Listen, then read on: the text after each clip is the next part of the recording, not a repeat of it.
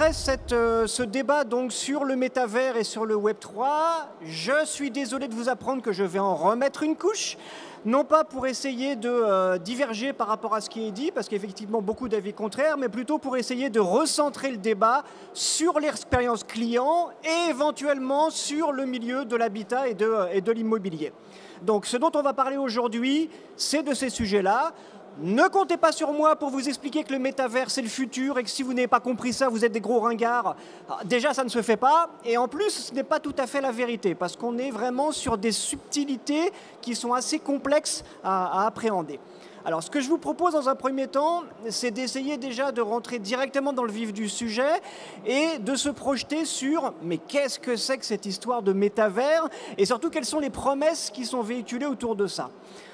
Le métavers est un concept, chacun a sa propre définition, certains pensent qu'on ne peut pas le définir, je vais quand même essayer avec cette définition que je vous propose. Donc le métavers, c'est un média immersif où des avatars vivent des expériences virtuelles dans un environnement persistant. C'est une définition académique, on ne visualise pas nécessairement ce que ça veut dire dans les faits. Heureusement, on a des gens pour nous expliquer ça, notamment le patron de Facebook, Mark Zuckerberg, qui a renommé sa société Facebook en Meta. Lui nous dit, le métavers, c'est ce que vous voyez ici, c'est un ensemble d'expériences maximalistes et interconnectées où vous pouvez créer et explorer avec d'autres personnes qui ne se trouvent pas dans la même pièce que vous.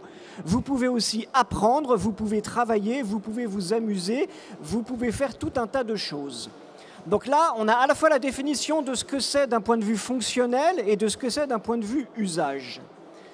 Dans les faits, le métavers, encore une fois, c'est un concept qui regroupe beaucoup de choses, mais dans lequel on peut néanmoins mettre des choses que l'on connaît déjà, notamment les univers virtuels qui existent depuis une vingtaine d'années, notamment les jeux vidéo qui existent depuis 40 ans, notamment les avatars, ma foi, qui existent aussi depuis très longtemps. Si on part du principe que il y a 20 ans déjà, on avait les Tamagotchi et on avait Yahoo Avatar et ainsi de suite, tout ça, ma foi, c'est du connu. Et j'insiste sur cette histoire de « nous sommes déjà passés par là », on est en train de réinventer la roue. Ça, c'est important de le dire parce que je m'oppose à tous ceux qui vous expliquent que voilà, le métavers, c'est le futur, que c'est une rupture, qu'on n'a jamais vu ça dans l'histoire de l'humanité. C'est faux. C'est faux. On a vu tout ça. On a déjà des jeux en ligne depuis 20 ans, on a déjà des univers virtuels depuis 20 ans, on a déjà des avatars depuis 20 ans, donc tout ça, on le maîtrise déjà. Même dans le domaine de l'immobilier ou de la construction, on a ce genre de choses.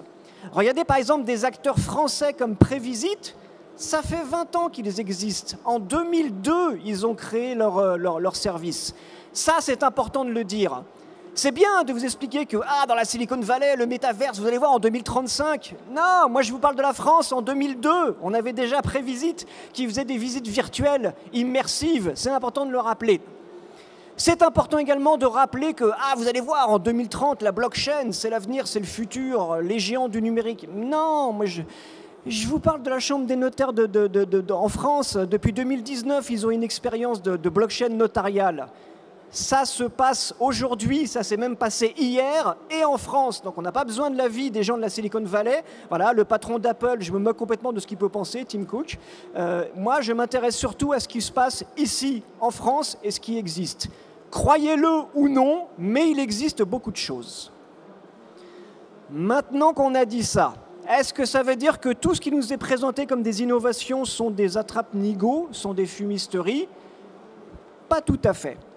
Pas tout à fait parce qu'il y a un progrès qui est indéniable. Ça aussi, c'est important de le préciser.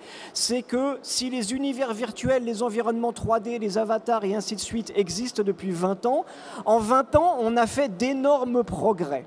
À la fois dans la conception, à la fois dans l'exposition des services et dans l'expérience que l'on peut en avoir.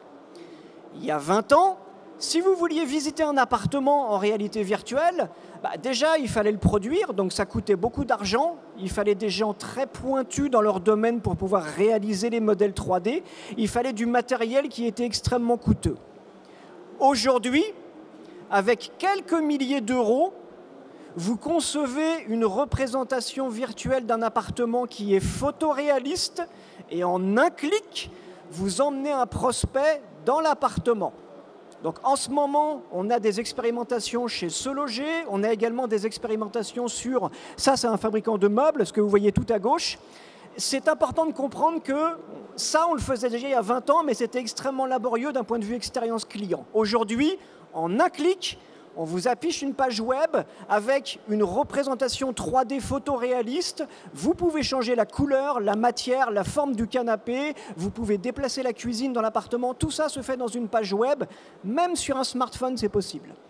Donc ça, c'est important de comprendre qu'en termes d'expérience, c'est beaucoup moins coûteux, c'est beaucoup plus facile à prendre en main et c'est beaucoup plus, on va dire, spectaculaire en termes d'expérience. On l'a dans la construction, avec des représentations virtuelles d'appartements. On l'a également dans l'ameublement. Sur l'application mobile d'IKEA, vous pouvez mettre en place, vous pouvez essayer un canapé, une chaise, tout ce que vous voulez dans votre salon. Tout ça se fait très facilement. En termes de matériel, autant il y a quelques années, ça coûtait 2 500 € pour avoir un casque de réalité virtuelle qui tenait à peu près la route. Aujourd'hui, pour 400 €, allez, 300 d'occasion, vous avez des masques qui sont tout à fait, on va dire, performants. Ce sont des masques autonomes, il n'y a pas besoin de se connecter à un ordinateur, de les configurer, de les paramétrer et ainsi de suite.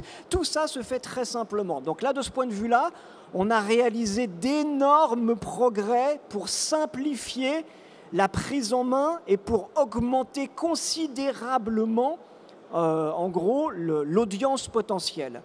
Ça, c'est important. Autant il y a 10 ans, on s'adressait à des passionnés, à des geeks, parce qu'il y avait une barrière informatique. Autant aujourd'hui, on s'adresse à beaucoup plus de monde, parce que c'est plus simple, parce que c'est moins coûteux, et parce que c'est, on va dire, à la portée de beaucoup plus de monde. Donc on a vraiment eu une démocratisation, et c'est certainement ça, le gros progrès. Et on a eu, et je terminerai là-dessus, également pas vraiment une démocratisation, mais une généralisation des offres que l'on peut associer aujourd'hui, soit au Web3, soit au métavers. Vous avez, et ça ce n'est qu'une sélection d'exemples parmi tant d'autres, ce que l'on voit par exemple à gauche, des agences conseils qui vous accompagnent dans l'acquisition d'actifs numériques. Donc que ce soit des crypto-monnaies, que ce soit des terrains ou que ce soit des NFT, ils sont là pour vous aider, pour vous expliquer d'une part les subtilités techniques à comprendre, mais également tous les critères fiscaux et ainsi de suite qu'il y a derrière l'acquisition, la possession ou la revente d'actifs numériques. Vous avez également tout un tas d'intermédiaires qui sont là pour essayer de ce qu'on appelle tokeniser, c'est-à-dire de créer des actifs numériques sur la base d'actifs réels. Oui, c'est possible. Si vous avez un appartement, soit vous le vendez en une pièce, soit vous le morcelez dans des actifs numériques que vous mettez en vente. Il existe aujourd'hui des prestataires pour faire ça, donc vous n'avez pas besoin d'être un as de la blockchain, vous n'avez pas besoin de créer votre crypto-monnaie ou votre blockchain, vous pouvez le faire sur des technologies qui existent déjà. C'est beaucoup plus rapide et c'est beaucoup moins coûteux. Et vous avez aussi tout un tas de prestataires qui vous aident à acquérir des biens virtuels, même fractionnés. Donc aujourd'hui, acquérir un terrain, par exemple dans Sandbox ou Decentraland, ça coûte un minimum d'argent. Donc ça limite cette possibilité à ceux qui n'ont pas les moyens d'une part ou qui n'ont pas les compétences informatiques. Et il en faut un certain nombre quand même pour se créer un portefeuille virtuel, pour acheter des cryptos et pour faire des transactions. Vous avez aujourd'hui des intermédiaires qui sont là pour vous aider à acquérir des parcelles ou des morceaux de parcelles de terrain pour lesquels vous allez payer en euros avec votre carte bancaire. Tout ça pour dire que, et je terminerai là-dessus, le métavers, le Web3, je ne suis pas en train de vous parler du futur, je vous parle du passé et du présent. Ça existe, c'est en cours. Est-ce que c'est bien, est-ce que c'est pas bien? Il me faudrait beaucoup de temps pour vous expliquer. En tout cas, c'est quelque chose qui est en cours et qui est en train de se développer. Voilà. Je vous remercie pour votre attention. Merci. Est-ce que vous avez des questions, Frédéric, peut-être? Vous pouvez vous asseoir ou rester debout si vous voulez. Si vous avez peut-être une ou deux questions sur ce sujet. Donc, Évidemment, ça existait depuis longtemps hein, dans le gaming. On en parle. Pour eux, ils doivent rigoler de se dire ils se découvrent un univers qui n'existait pas alors que ça existe depuis déjà pas mal de temps. Ça rigole et ça grince des dents. Parce que quand vous êtes un joueur depuis des dizaines d'années et que subitement on vous dit « Ah bah, pour acheter une arme, il va falloir acheter la NFT, tu vas pouvoir le revendre et ainsi de suite », ça les fait un peu grincer des dents parce qu'ils voient ça d'un mauvais œil. Ah, eh oui. Très bien. Et du coup, peut-être juste très rapidement, hein, pourquoi est-ce qu'on va acheter un bien immobilier dans le métaverse ? Alors, la première raison, c'est purement spéculatif. C'est qu'on est sur des produits qui aujourd'hui ont des amplitudes assez fortes. Donc ça perd de la valeur, ça gagne de la valeur. On est sur des amplitudes qui peuvent aller sur 10-20% par jour. Et c'est là-dessus qu'on gagne de l'argent, c'est sur les amplitudes. Ce n'est pas nécessairement sur quelque chose qui va monter. Vous pouvez acheter un bien immobilier, il va prendre 10% en 3-4 ans, ou vous pouvez acheter de la crypto, ce 10% de plus-value, vous pouvez le faire en une journée. Donc voilà, pour ceux qui sont pressés, ça peut être intéressant. Et après ça, accessoirement, pour des personnes qui sont, on va dire, de génération récente, qui consomment énormément de loisirs numériques et à qui on dit « mais il n'y a pas de futur, c'est la guerre, il n'y aura plus de planète, il n'y aura plus d'eau douce, il n'y a plus rien », ces gens-là ont du mal à se projeter. Les jeunes d'aujourd'hui ont énormément de mal à se dire « mon projet de vie, c'est de m'endetter sur 35 ans pour acheter une maison ». Ils ne savent pas s'ils seront encore là l'an prochain. Donc ils se disent bah, « pourquoi pas, aller un terrain virtuel, potentiellement je peux faire plus 10, plus 20% dans les 2-3 mois qui viennent, je me lance ». Ok. Est-ce que nous avons des questions pour Frédéric dans la salle? Si vous êtes intrigué ou curieux d'en savoir un peu plus, n'hésitez pas, il y a des micros, vous pouvez lui poser vos questions. Alors, quelles sont les possibilités bon, vous avez parlé, c'est peut-être les risques possibles. Pour ceux qui s'y intéressent, peut-être serait intéressant de souligner quels sont les risques ou les dérives ou les choses à éviter. Il y a un risque déjà qui est technologique, parce que contrairement à ce qu'on peut penser, il n'y a pas une blockchain, il y en a un certain nombre, et toutes ne se valent pas. Elles sont plus ou moins stables, plus ou moins complexes, donc il y a une vraie difficulté informatique qu'il faut arriver à maîtriser. Il y a également malheureusement beaucoup de charlatans, donc on a des projets qui ne sont pas très sérieux. C'est difficile parfois d'arriver à évaluer la viabilité économique d'un projet si on veut investir. Et puis, il y a un environnement également législatif et en termes d'imposition, de taxation, qui n'est pas stable dans le temps. Aujourd'hui, les plus-values sont taxées à 50%. Peut-être que le mois prochain, ça sera à 75%. On ne sait pas.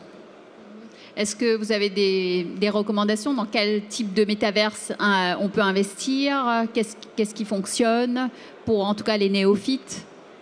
Pour le néophyte, je pense que le plus important, c'est de bien appréhender la 3 dimensions. D'accord ? Donc je ne vais pas vous dire allez dans The Sandbox, vous allez voir, c'est le futur. Si vous n'êtes pas allé dans Minecraft avant, vous allez avoir un peu du mal à vous repérer. Et je ne vous dirai pas non plus, mais allez dans Fortnite, vous allez voir, c'est génial. Quand vous vous retrouvez avec une manette en main, ça peut être intimidant, ça peut être compliqué parce qu'on n'a pas forcément l'habitude. Donc je pense qu'une première étape intéressante, ce sont les jeux vidéo. Pour arriver à bien appréhender la spatialisation, donc comment se repérer en 3 dimensions, bouger, interagir avec les objets. Une fois qu'on a ça, après on pourra un petit peu mieux comprendre et se projeter dans des usages. Mais si on n'a pas intégré la 3D, et ce n'est pas évident, parce que ça s'apprend à manier la 3 dimensions, avec les 7 joysticks, avec deux touches et ainsi de suite. C'est pas compliqué, donc il faut passer un petit peu de temps pour se familiariser avec ça. Alors, est-ce qu'on a... Non, toujours pas de questions, mais moi j'en ai juste une dernière, il nous reste 1 minute, très rapidement. Avant le prochain talk, où on va parler plutôt de terrain virtuel, de création d'espace, comment acheter un terrain virtuel? Comment se faire accompagner aujourd'hui par les agences immobilières et quel est l'intérêt? Très rapidement. Il faut déjà se créer un portefeuille numérique. Donc vous allez sur des sociétés qui sont des prestataires de services informatiques qui vous permettent d'héberger votre portefeuille. Donc c'est une procédure qui est normée, d'accord. Il faut montrer sa photo d'identité, sa carte d'identité et ainsi de suite. Ne pensez pas que c'est des bandits, qui maintenant la règle du Know Your Customer s'applique. Une fois qu'on a un portefeuille numérique, on l'alimente avec des euros. Donc vous pouvez acheter des bitcoins, des Ethers. Et une fois qu'on a ça, on peut acheter les terrains qui, eux, s'achètent avec des monnaies locales. Dans The Sandbox, par exemple, c'est des Sand. Donc, il faut convertir ces Ethers en Sand. Bon, déjà, je pense qu'on a encore un peu de travail à faire pour comprendre tout ça. Merci en tout cas, merci Frédéric Cavazza, vous pouvez l'applaudir. Merci beaucoup pour cet éclairage. Merci.